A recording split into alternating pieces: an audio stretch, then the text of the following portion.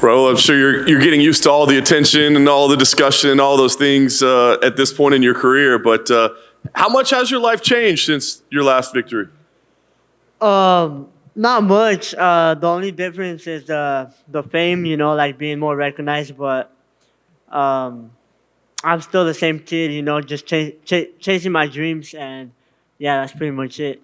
And you said, I mean, you've had this dream of being here forever. Now you're here, pay-per-view main card. I mean, is anything different than you thought it would be? Have there been any surprises or unexpected results of things? No, everything's been exactly how I planned it. Like exactly how I visualized it. It's just coming into reality exactly how I did. Yeah. Did you have an idea? I mean, being in the UFC is one thing, right? But to be on a pay-per-view main card, I mean, did you think it would be able to happen this quickly for you? No, it didn't, but I'm not surprised. Like I said, this spot on the pay per view, it wasn't given, it was earned. I earned it with all my hard work, and just everything I do. I think I'm a pay per view fighter, and I'm the perfect fighter to open up this pay per view card because like not only am I a fighter, but I'm also like a showman, a performer. So I'm gonna go out there and put on a show and get the people turned up for the rest of the card. Do you think about that when you get in the cage about like actually putting on a show? Is that just naturally who you are? Or do you put in an effort like, I don't want to just go win. I want to go win in entertaining fashion? That's just naturally who I am. Like every of my fights, even like whatever I do, like grappling competitions, whatever. I'm just a showman, an entertainer because it's fun for me. I like to have fun in there, so that like helps me have fun, and also like the people enjoy what they're watching. So what do you make of Christian as an opponent? Is there anything that he does that concerns you or worries about your game plan? No, there's nothing that concerns me. He's a good fighter, but I'm just levels above, and I'm gonna go out there and show it Saturday night. I think about this fight. This is a perfect fight because if I'm not wrong, he's a prospect too, and that's exactly the fight that I needed. So I can show that I'm levels above these prospects, and I'm ready to fight in the top 15. I love it. Last thing for me, what is the goal? I mean, victory here. Like, how do you see this year going? You just mentioned top 15. I mean, are you eyeing the rankings already? What do you see for yourself moving forward? I see myself winning this fight Saturday night and winning like at least another 3 this year, maybe because I want to fight 4 times this year at least. I wish it could be more, but at least 4 times. So maybe after this one and another 2, I can start fighting on the top 15. Well, right here. Christian was in here earlier, and he said he thinks the biggest threat you would have is your grappling. He doesn't see a lot from your striking. Do you think that's an unfair assessment from him when he was breaking you down? Like I said, my opponents can think whatever they want. At the end of the day, the result's going to be the same. They can think my grappling sucks. They can think my striking sucks. They can think whatever they want. Whatever it helps them get their confidence higher, that's better for me because like I saw Christian Rodriguez fight. And I expect him to be 10 times better for this fight and still finish him the same way. When you are watching him, I know you said that nothing really concerns you in there about him, but is there any one part of his game that maybe stands out compared to the rest of his game? No, I don't think nothing stands out from him. But he's 8-1, so I don't know. But I don't think that there's nothing like like dangerous, So, but I'm just ready to step in there with whoever and get the job done. And really, since your last fight, we've seen Alexa win. We've seen Yair. They have titles. We just saw you kind of reenact that image with Kane when he had the belt in Mexico City. So, what if you made of this big resurgence of Mexican MMA champions right now? Well, it's hella dope to be able to represent the flag. Right now, the Mexican flag is in good hands. You got Brandon, Yair, Alexa, and I think the UFC is gonna start paying more attention to Mexico. And I feel like that's what we need because there's a lot of talent in Mexico that like fighting spirit, but we just don't got the support. So I think this is going to help a lot. And, hopefully we can bring the UFC back to Mexico City. I think it's really needed. And, yeah. A couple unrelated to this fight. It was announced that Endeavor bought the majority rights to the WWE, so now like kind of WWE and UFC are a package deal. So what did you make of this news that you guys are now kind of co-workers with the WWE people? Oh, yeah. I think that's dope because the WWE has a lot of eyes on it. But I thought I was fake because usually people just make like fake news on Instagram.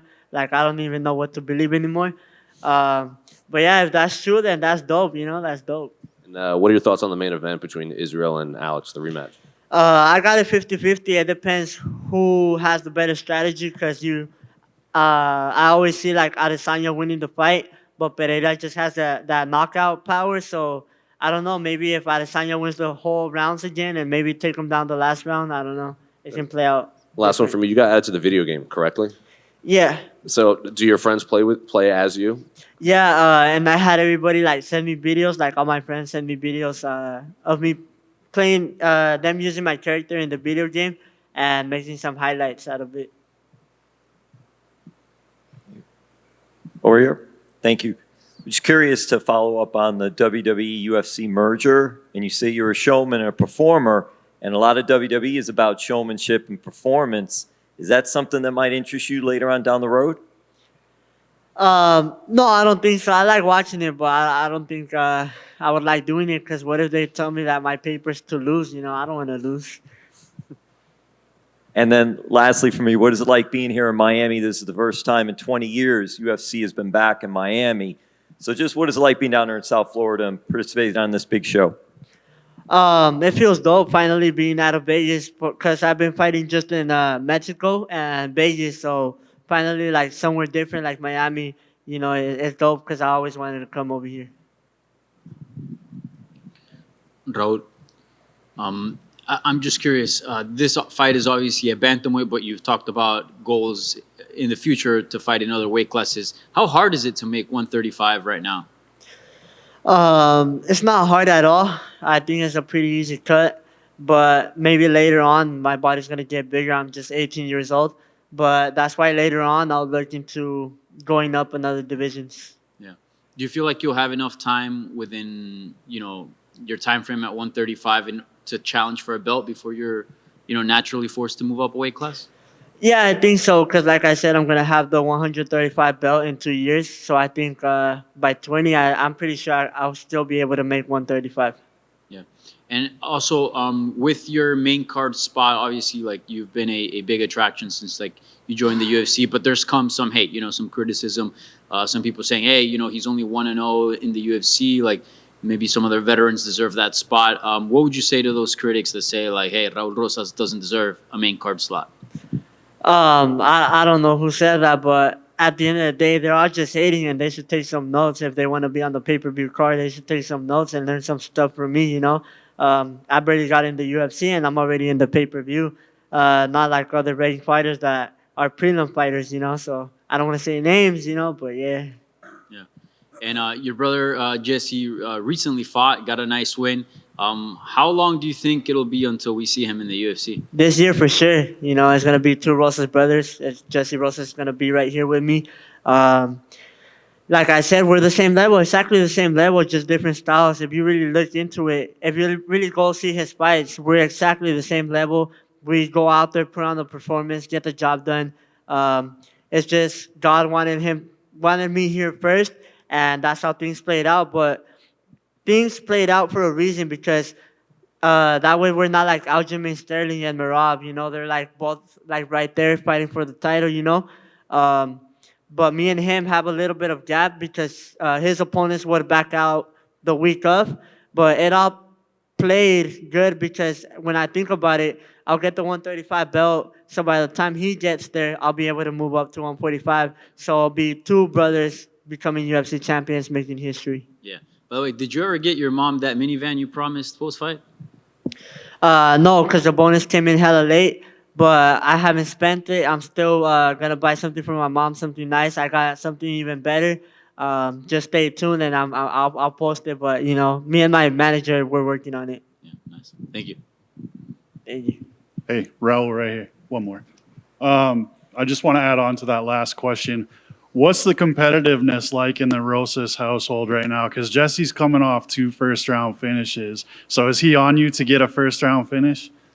Yeah, usually like when we would fight on the same card, like later on, like I said, when we both fight in the UFC, we'll put the check on the table and whoever gets because we'll be fighting on the same cards. So we'll put the check on the table, and whoever gets the kill like faster, the fastest finish takes it all, and of course it's gonna be me. I'm just kidding, but yeah, especially on the house, since we both know how to fight. I feel like that's what made us good, because even when we're not training, like if he pisses me off, we go at it at the house, because sometimes, like I said, I don't know how to drive. He's my Uber. Sometimes he doesn't want to take me where I want to go. So, we just got to go after it. You said the first time that we talked, you were sick of eating arroz con frijoles. Has the diet upgraded since then? Yeah, we don't need no more rice and beans. We only eat ribeye, steak. I'm just kidding. But yeah, we're eating better now. So, I like it. Raul, back here. I'll do a question in Spanish, if is that okay with you? Yeah, yeah. Estás peleando en Miami por primera vez, por supuesto. ¿Crees que la arena va a estar contigo ahora, sabiendo que eres mexicano, que eres latino y que bueno, quizás el público se puede sentir identificado contigo? ¿Crees que vas a contar con el apoyo de la arena el sábado en la noche? Sí, aquí hay muchos latinos y la neta se va a aprender, se va a poner bien chido. Ya mire que hay muchos latinos, cubanos y de todo, mexicanos.